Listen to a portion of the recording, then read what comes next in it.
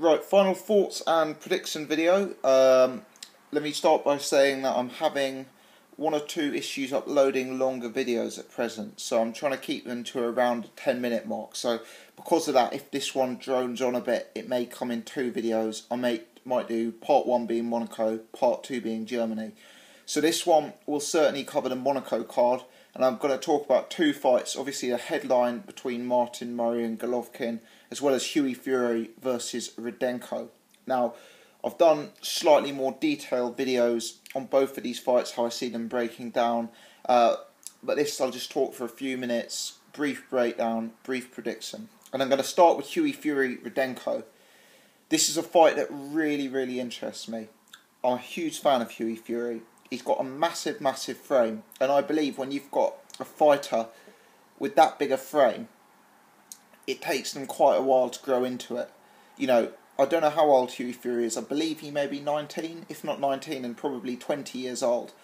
And I think given the fact that he's, 6'5", 6'6", 18 stone, you know, he's not a guy who's fully developed yet.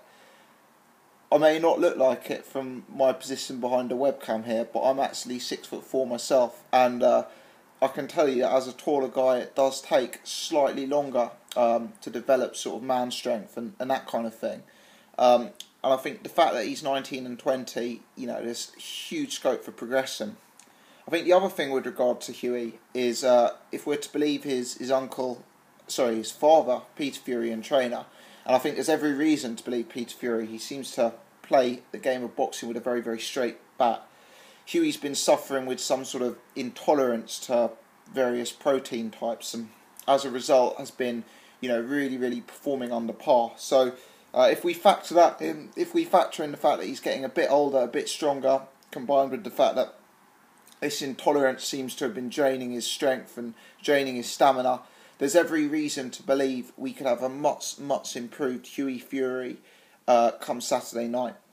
Now, Fury, technically, very good fighter, good jab, real good sort of amateur pedigree, good technician of the game, I'd say. The obvious criticism of Hughie is that he doesn't seem to carry much power. Let's see if that's developed. I don't think power will be an overly relevant factor in this fight, because the guy he's up against, Rudenko, is, you know, seems to be very durable and have a very strong chin. So I don't think Hughie's going to be able to get the stoppage. I believe this fight's over 10 rounds, and I just don't see the stoppage coming. You know, Rudenko went the distance, I believe, over 12 with Lucas Brown. Apparently he's done extensive sparring with the Fury camp, specifically with Tyson Fury, and Tyson was never able to sort of hurt him, knock him down, knock him out in sparring, etc. So, you know, if we factor in that Lucas Brown, that Tyson Fury are almost certainly bigger punchers than Hughie Fury, you're going to have to suggest that this fight goes the distance. Now, in terms of what I've seen of Rudenko, he doesn't look to be a great technician. He doesn't look to have much boxing skill. He's a bit of a brawler. He comes for a fight. You know, he's a big guy, he's an older guy, a strong guy, he's a heavyweight, and clearly he packs a punch. So there is a slight risk that the sort of older guy with more man strength, you know, more developed man, you know, could catch young Hughie and could hurt him. And I certainly wouldn't discount that. Hughie's given us no reason to suspect his chin whatsoever, but he's never been in with anyone rated as highly as Rudenko. So there is scope that Rudenko can hurt Hughie in this fight. But I think realistically, if the Furies have had him in training camp, they know the guy's capability, they know the guy's limitations, then Peter Fury wouldn't have put him forward for this fight, unless, from what he's seen, Hughie can easily beat Rudenko. I think with the improvement expected from Hughie Fury, with his technical capability, and with sort of Rudenko's boxing limitations, I expect this to be a Hughie Fury win. The only sort of danger, as I say, is, you know, could Rudenko hurt Hughie? Could Rudenko hit him harder than he's ever been hit, and could the young man find himself in deep waters? It's a possibility, it's an intriguing matchup, and I think Rudenko is someone who I do consider to be a top 50 heavyweight. So that's interesting, because I think if Hughie beats him, they're not going to want to go backwards, they're going to want to push forward, fight at least similar level of opponents in terms of capability. So I think it's a really interesting match.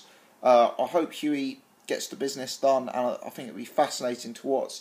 potentially a real player in the heavyweight division for quite a while to come, Hughie Fury. So I'm very excited for this one. In the main event, Martin Murray versus Gennady Golovkin. I'm sorry, I just do not see how Murray wins this fight. I'm not completely sold on Gennady Golovkin, as regular viewers of my channel will know. I think there may be difficulties with him going backwards. There may be difficulties with him defensively. But let's be honest, the guy is, a good amateur pedigree boxer. He's clearly got amazing power. Martin Murray, what does he bring to the table? Great defence, good technical ability, great durability. I think there's every chance that this fight also goes the distance. I think, let's be honest, Curtis Stevens took Golovkin 8 rounds, so I think a fighter as tough and as big at the weight and with such an elite level defence as Martin Murray could as well, take Golovkin very deep into the fight. And I don't necessarily see this, being another GGG KO win. Having said that, and I hadn't made this comment in sort of dialogue with one of my subscribers earlier, in terms of winning this fight, Murray's going to have, he doesn't carry knockout power, especially not at world-class level. So he's going to have to win 7 rounds off 12 off Gennady Golovkin to take the belt. Now the difficulty is, in Murray's comeback fight since the, Sturm and Martinez losses, for me, his work just hasn't looked very eye-catching. He's been scrappy. He hasn't looked like he's landing overly clean combinations, snappy punches. It's been scrappy, clumsy work, and it's just not very eye-catching. And I think the difficulty from that, from a judging perspective, is,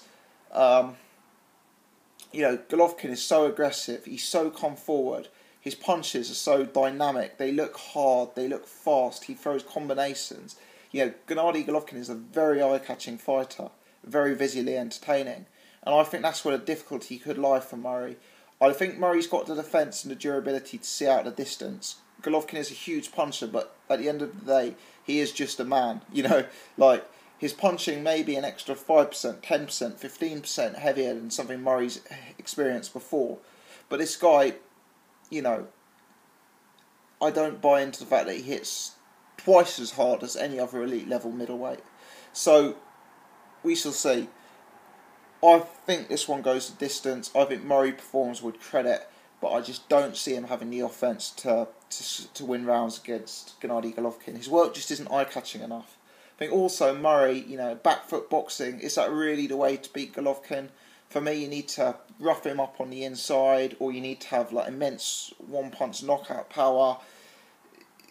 Martin Murray just doesn't really bring that to the table. I see him as a defensive fighter, doesn't have huge output, work isn't overly eye-catching, and I think it's going to play right into Gennady Golovkin's hands stylistically. So it'll be an interesting card. Let's hope Murray and Hughie do the business. I think Martin Murray's got a very uphill battle at this end. Thanks for watching. Let me know your thoughts.